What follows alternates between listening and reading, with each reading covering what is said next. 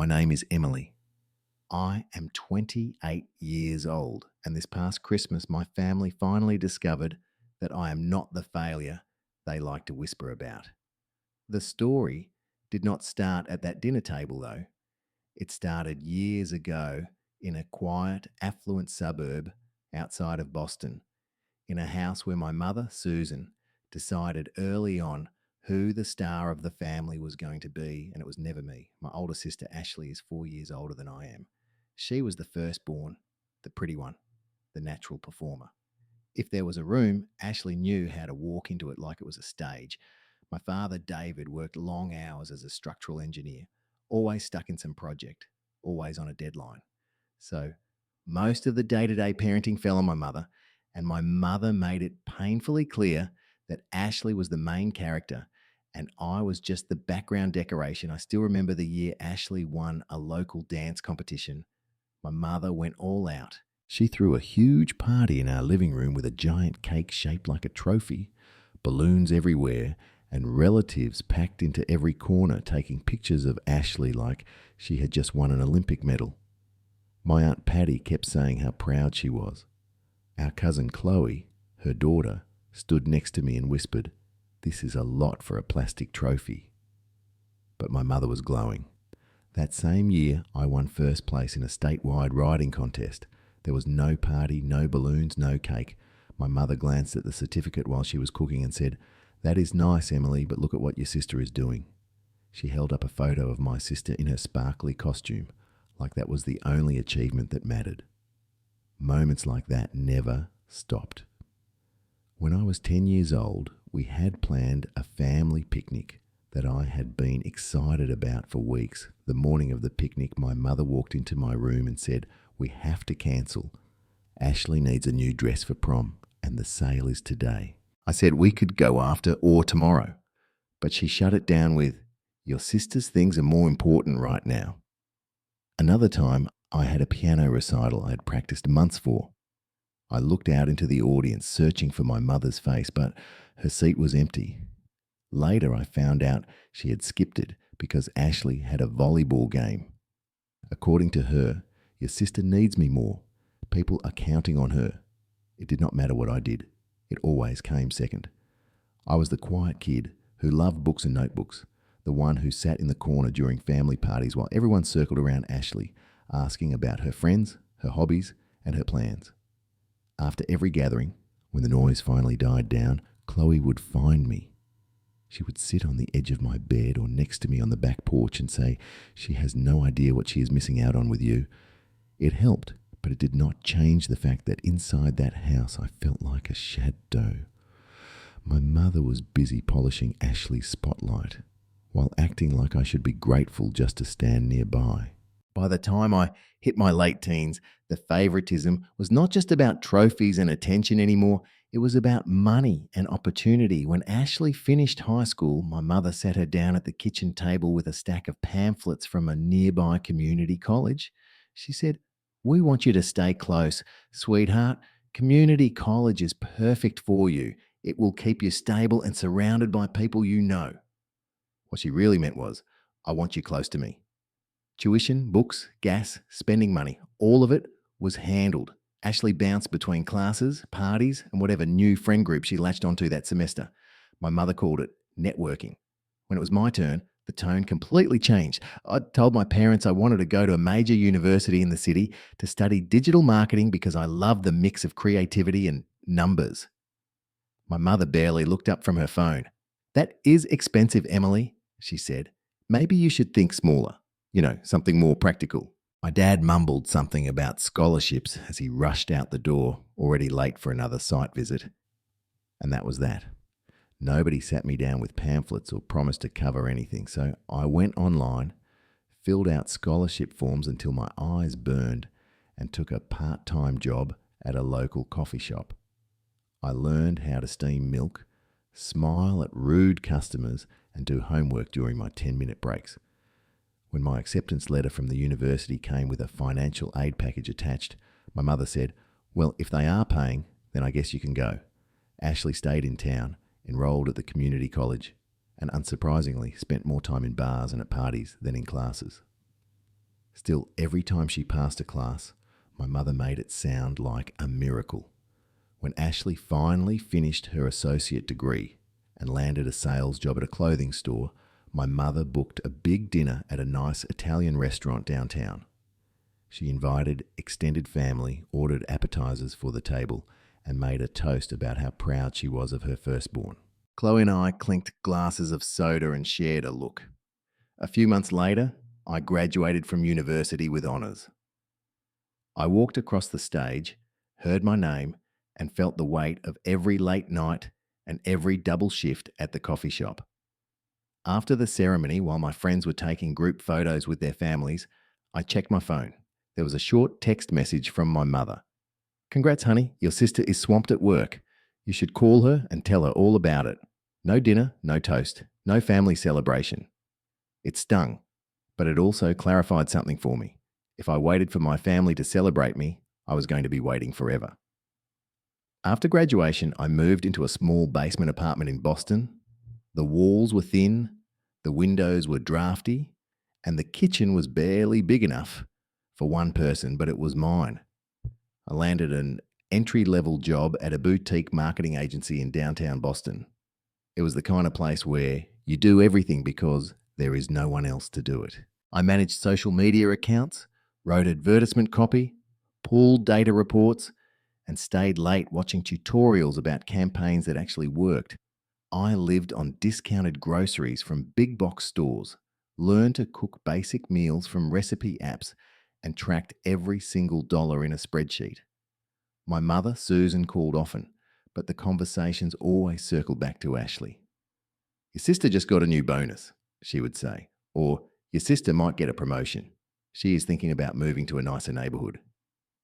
The few times I tried to share something about my life, Susan would say, "That is good, Emily, but have you heard what Ashley is doing?" After a while, I stopped offering details.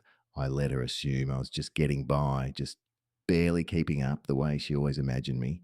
I poured my energy into work instead, because when your own family treats you like the backup plan, sometimes the only choice you have left is to become so solid on your own that no one's opinion can touch you. I did not know yet how far that determination would actually take me, or how much it would matter on a Christmas night a few years down the line. The turning point came on a cold holiday night 3 years before that fateful Christmas dinner, back when I still cared about what my mother thought of me. I had just finished my first really big project at the agency, a campaign for a mid-sized local brand that wanted to reach younger customers online. I had poured everything into it, late nights, weekends, learning new tools and testing ideas. When the numbers came in, we saw sales jump by almost 30%.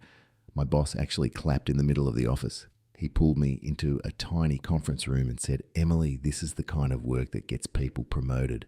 I went home that week feeling like maybe, just maybe, I was finally building a life that mattered. So when my mother insisted I come home for the holiday dinner, I said yes. Part of me wanted to show her I was not just barely surviving in the city. Maybe I was still hoping she would finally be proud of me. The house in Lexington looked the same as always. Warm lights, the smell of food, and my mother moving around the kitchen like a general. Ashley arrived, late of course, swirling in with a new hairstyle, new boots, and a new story about her co-workers. She hugged our mother first, then gave me a quick side hug like I was a distant acquaintance, not her sister. We all sat around the table, plates piled high, conversation bouncing around. My Aunt Patty asked how work was going for me, and for once my mother did not cut in. I took a breath and started to share.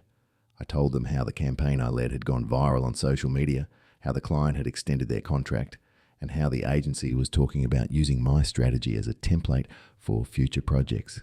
My cousin Chloe's eyes lit up. "That is huge," she said. "That is like real career stuff, not just a job." I laughed, a little shy but proud. I admitted I had gotten a bonus. Nothing crazy, but enough to make me feel like I was moving forward. For a few seconds, the table was actually quiet. Everyone was listening. Then my mother tilted her head and smiled, but not at me. She turned to Ashley and said, Speaking of moving forward, did you all hear about Ashley's new car? She just got an SUV, one of those nice ones, so she can drive to work more comfortably. The conversation snapped away from me like a rubber band. My uncle asked about the model. My aunt asked about the colour. My mother bragged about the deal they had found. I watched the spotlight slide off me and land right back where it always did, on Ashley. Later that night, while we were cleaning up, Aunt Patty found me in the hallway. "Your mum just wants you to be happy," she said in that careful tone people use when they know they're about to say something you will not like. Maybe do not focus so much on work. Men want someone who can balance career and family. Ashley is good at that. She is not intimidating. You do not want to make it hard for yourself later. I stood there holding a stack of plates, listening to that old script all over again. Work too hard and you are doing it wrong. Do not work hard enough and you are a disappointment. Either way, I was always the one who needed to adjust. On the drive back to my apartment that night, my mother rode with me because her car was in the shop. The heater in my old hybrid made a faint rattling sound and the city lights blurred past the windshield. She stared straight ahead and said, "You know, your sister is really getting her life together. New car, steady job, good man. You should think about settling down too, Emily. You are not getting any younger." Something in me clicked into place then. A quiet, solid feeling. I realised I could chase her approval for the next 10 years and still end up in this exact conversation, still being compared to Ashley like we were in some twisted competition I never signed up for. So I stopped playing. I stopped giving her detailed updates about my life. At work, I doubled down. If no one at home was going to see me, I would make sure people out in the real world did. Over the next couple of years, I moved from junior roles into managing bigger accounts. I learned how to turn trends into strategy, how to pitch to clients, and how to lead a team. Our agency landed a few national brands, and I found myself in meetings with people I used to only read about in trade articles. Eventually, my title changed to creative director on a few major campaigns, and my paycheck started reflecting the hours I had put in. I started investing too, slowly at first. I read about index funds and long-term growth, downloaded a couple of investing apps, and set up automatic transfers while other people my age were posting photos from expensive bars and weekend trips. I was putting money into accounts I did not touch and living like I was still broke. Meanwhile, Ashley bounced from one job to another, clothing store sales to an assistant at a small office to some kind of event coordinator. Every time she changed roles, my mother framed it as brave and adventurous. "Your sister is not afraid to try new things," she would say, like that made up for the instability. The more my own life stabilised, the more I started to really see the cracks in Ashley's perfect image. She always had new shoes, new gadgets, new hair, and new trips, but somehow she was always calling my mother asking for little help until the next paycheck. My mother would sigh and complain about being tired, but the money always went out. I stayed quiet, watched, and did the math in my head. It did not add up. Still, I kept my distance. I built my career, my savings, and my life. I told myself it was none of my business how Ashley and my mother handled their money. I only broke that rule the day my mother called to announce the big news, the one that would drag me right back into their spotlight, whether they liked it or not. She said Ashley was finally buying a house, and the whole family was getting together to celebrate. My mother, Susan, turned Ashley's news into a full-blown event before a single box had even been moved. A couple of weeks after that phone call, she texted the family group chat in all capital letters about a backyard barbecue to celebrate Ashley's mortgage approval, acting as if my sister had just been handed the keys to the entire city of Boston. When I pulled up to my parents' place in Lexington that Saturday, there were balloons shaped like little houses tied to the fence and a big cardboard cutout of a key propped up on the patio table. My mother had even ordered a cake with "Congratulations on your new home, Ashley," written in looping frosting. Ashley stood in the middle of it all, a drink in hand, describing the place like it was a palace. 3 bedrooms, a finished basement, a cute little yard, she said, beaming. "It is only 20 minutes from the lake. Perfect for future kids and hosting holidays. Every few minutes, my mother would chime in with, "We are just so proud. She works so hard. She deserves this." I hovered near the grill with my father, flipping burgers while he muttered about interest rates under his breath. People drifted in and out of conversations. Aunt Patty approached me holding a plate of potato salad. She looked me up and down and asked if I was still living in that little apartment in the city, the way someone might ask if you were still driving a rusted car from high school. I said yes. She smiled in that pitying way and said, "Well, at least you do not have a mortgage yet. Must be nice not having any big responsibilities." I bit down on a reply and took a sip of my watered-down soda instead. Later, when most of the family was outside taking pictures with the cake, I went into the kitchen to refill the ice bucket. That is when I heard my mother's voice, low but urgent, coming from the dining room. I paused by the doorway and listened. Ashley was sitting at the table with a thick envelope in front of her, papers spread out like a messy fan. My mother sat across from her, reading glasses on, her brow furrowed. "I just do not know how you are going to keep up with all of this," my mother said. "You have 3 credit cards almost maxed out, a car payment, and now this mortgage." Ashley sighed dramatically. "I know, Mom, but if I do not buy now, I will never get in. Everyone my age is buying. I cannot be the only one still renting. You know how that looks." My mother rubbed her temples. "How much are you short for the closing costs again?" Ashley slid one of the papers across the table. "Around $10,000, she said. "Maybe a little more if they do not waive the fees." I was thinking, maybe you could pull from your savings or the retirement account again. Just this once. Just this once. It was the same phrase I had heard her use about extensions on homework, rent, phone bills, and parking tickets. Always, just this once. My mother hesitated, then said, "I will see what I can move around. Maybe I can put some of it on my card for now, just until you are settled." My stomach turned. I thought about the night I asked my mother for a few $100s to cover a security deposit on my first apartment, and she told me it was important I learn to stand on my own 2 feet. I thought about every extra shift I had taken. Every weekend I had skipped going out so I could build the savings she was so casually wasting on Ashley. I stepped back before they saw me, my heart pounding a little too fast. A few minutes later, I walked into the dining room loudly, acting like I had just arrived. They both snapped on smiles like nothing had happened. My mother slipped the papers back into the envelope. Ashley tucked it into her designer bag, and the performance moved back outside to the patio where the cake and cameras waited.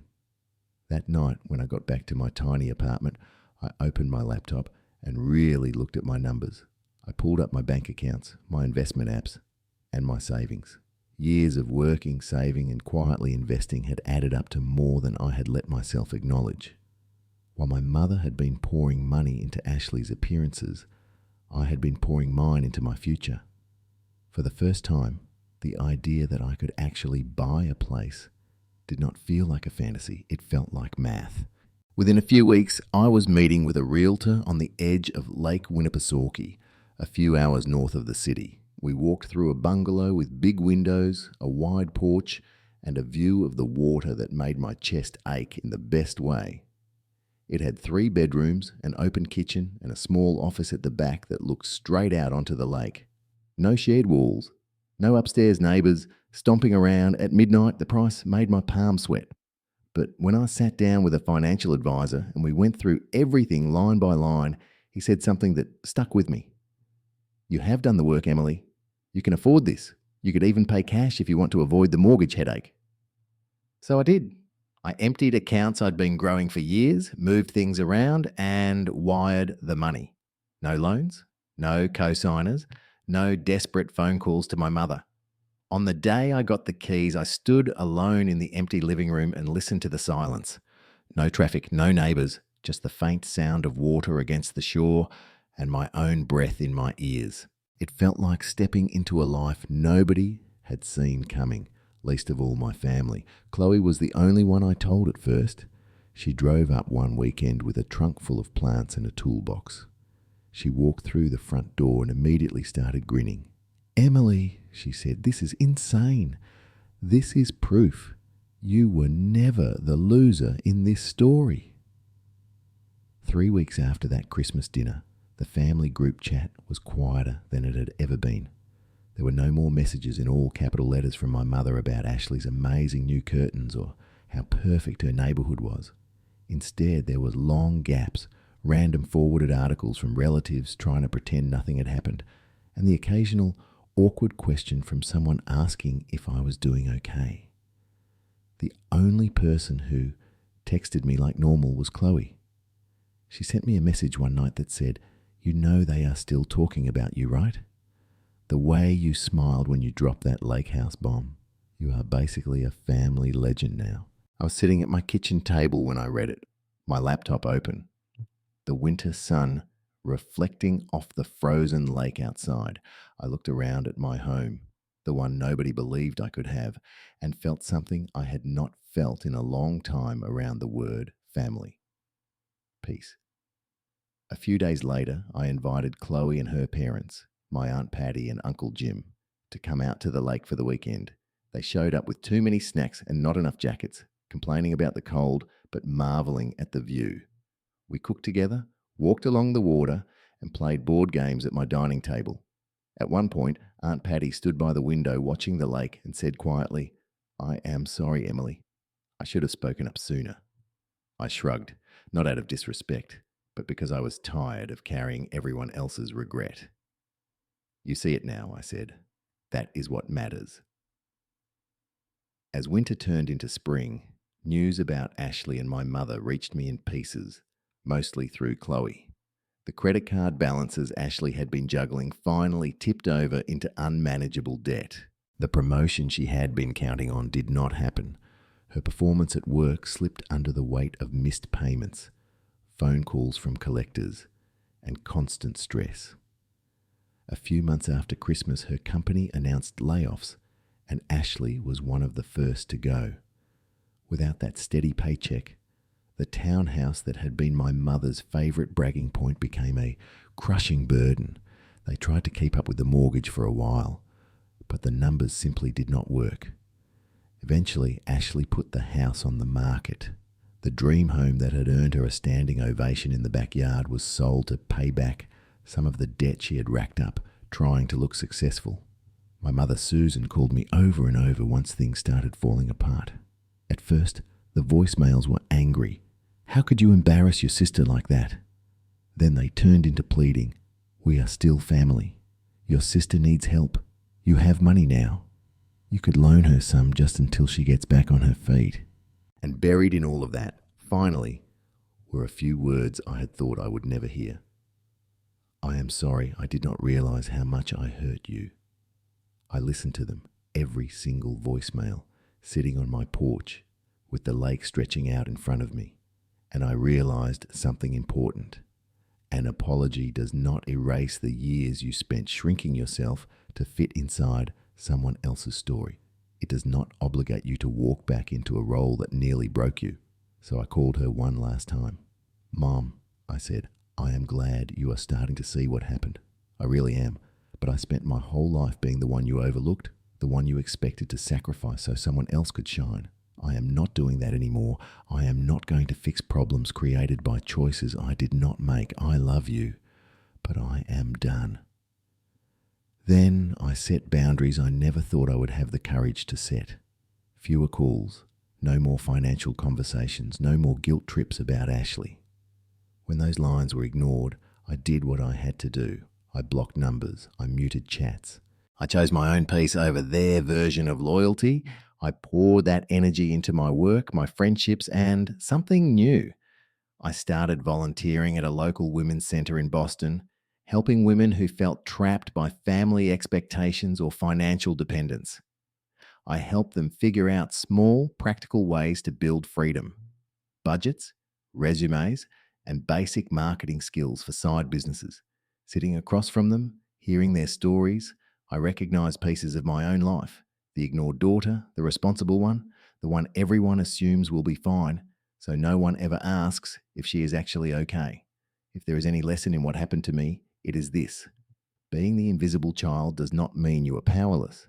Sometimes it means you are the one quietly building a life strong enough to walk away. Parents can play favorites. Siblings can soak up all the attention. But at the end of the day, the only person who truly lives with the consequences of your choices is you. You are allowed to draw lines. You are allowed to say no, even to family. You are allowed to build something they never saw coming and keep it safe from the people who doubted you. If you grew up feeling like the background character in your own home, I hope my story reminds you that you do not have to stay there. You can choose yourself, even if it makes other people uncomfortable.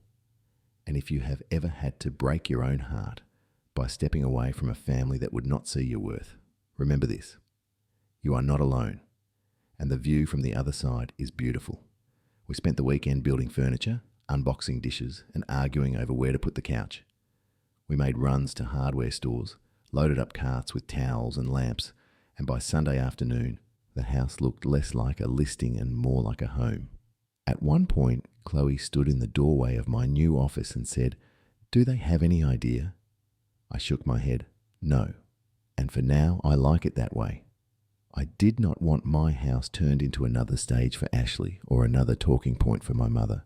I wanted one part of my life to be fully mine, untouched by their expectations. I honestly believed I could keep it that way. I thought I could let them keep their fantasy about who was winning and who was losing, and I could just exist quietly by the water. I did not know yet that one Christmas dinner would drag everything out into the open, whether they were ready for it or not. Christmas at Ashley's new townhouse looked like a holiday commercial. The living room was draped in white lights. A huge tree glittered in the corner with matching ornaments, and there was a faint smell of cinnamon and sugar hanging in the air. She had Christmas music playing just loud enough to make everything feel festive. My mother, Susan, moved around the kitchen like she owned the place, telling everyone how proud she was. I pulled up in my old hybrid, parked a few houses down, and sat there for a second, staring at the front door. Part of me wanted to turn around, drive back to my quiet house by the lake, and spend the night with a frozen pizza. Instead, I took a breath, grabbed the bottle of wine I brought out of pure habit, and walked up the driveway. Ashley opened the door in a red sweater dress and perfect makeup, the kind of polished look that photographs well. She hugged me lightly, glanced at my outfit, and said, "You look nice." Kind of simple, but nice. Classic Ashley. Inside, the relatives were already settled. My Aunt Patty and Uncle Jim were on the couch. Chloe leaned in a corner, scrolling on her phone, shooting me a quick smile when she saw me. My mother emerged from the kitchen, wiping her hands on a towel, and kissed my cheek. "I am so glad you could make it," she said, acting as if I had been the one begging for an invitation. Dinner was loud in the way big family dinners always are. The table was covered in food: turkey, mashed potatoes, green beans, stuffing, baskets of rolls, and a pumpkin pie cooling on the counter behind us. People passed plates, clinked glasses, and swapped stories. For a while, I let myself fade into the background, listening more than I talked, answering polite questions about work and the city with vague, non-committal answers. I was halfway through my second bite of turkey when it happened. My mother lifted her glass, tapped it gently with her fork, and the room quieted. "I just want to say how proud I am of my daughter," she said, smiling at Ashley. "Buying this beautiful house, building a real future, being truly settled. This is what stability looks like." Then she turned her eyes to me, and I felt the shift before she even opened her mouth. "Your sister bought a beautiful house, Emily," she said, her voice just a little too loud. "When will you finally settle down?"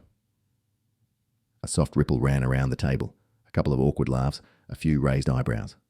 Ashley did not waste a second. She tilted her head, smirked, and said, "Yeah, Emily, when are you going to stop acting like a college kid and get your life together? You cannot live in that tiny apartment forever."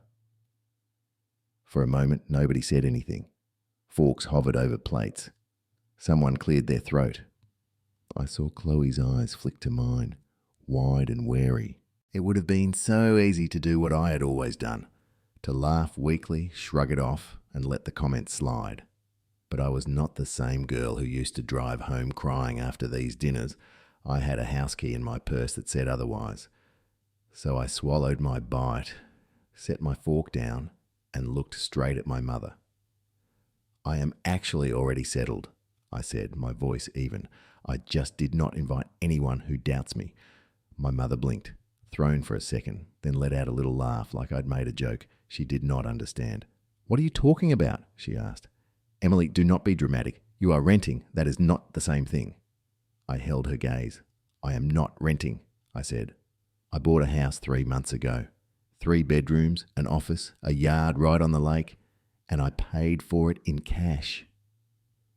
The silence that dropped over that table was almost physical. Someone's fork actually clinked against their plate. Aunt Patty's eyes got big. Uncle Jim stopped mid-sip. My mother's smile froze on her face, then slid off completely. Ashley let out a short, disbelieving laugh. Okay, sure, she said.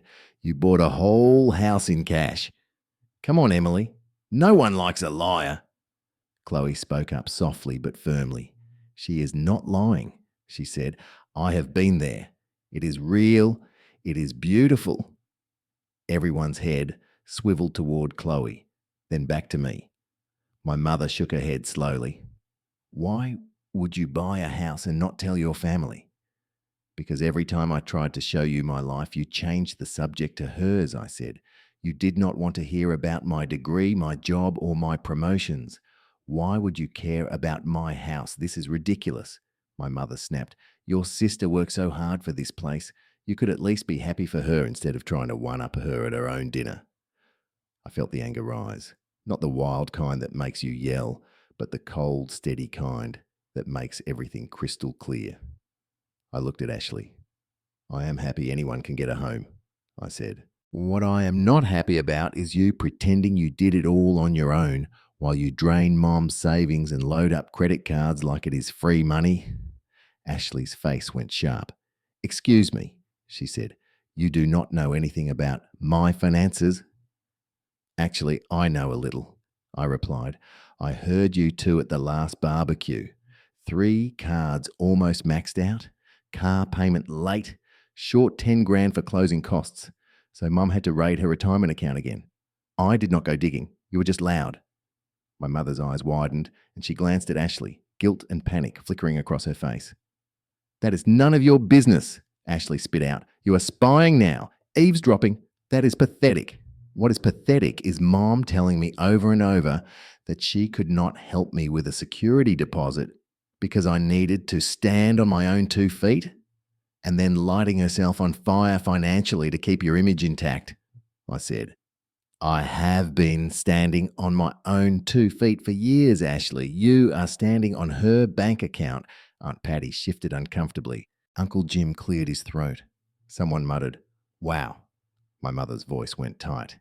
Emily, that is enough. You are ruining Christmas. No, Mom, I said quietly. You ruined Christmas the moment you decided to use it as a stage to humiliate me while praising Ashley. I am just finally answering back. There was a long, heavy pause. Ashley leaned forward, eyes narrowed. So, you think you are better than me now? She said, because you have some lake house and a job with a fancy title? I met her stare. No, I do not think I am better than you, I said. I think I stopped playing a game that was rigged from the start. That is all. I pushed my chair back. The legs scraped against the floor louder than I intended, but I did not apologize. I reached for my bag and stood up. Where are you going? My mother demanded. We are not done talking about this. I think we are, I said. You made it clear a long time ago whose side you were on. Tonight I just made it clear I am finally on my own side. For a second, nobody moved. Then Chloe stood up too, almost like an instinct. I will walk you out, she said. We crossed the room in front of a dozen stunned faces and stepped out into the cold night air. As the door closed behind us, the noise of the house muffled, and my heart finally slowed. I could feel the shock I had left in that dining room, the cracks that had just formed in the story my family had been telling themselves for years. And as I walked down the driveway toward my car, keys in hand, one thought settled in my chest like something solid and permanent. For the first time in my life, I had not just survived a family holiday, I had changed it.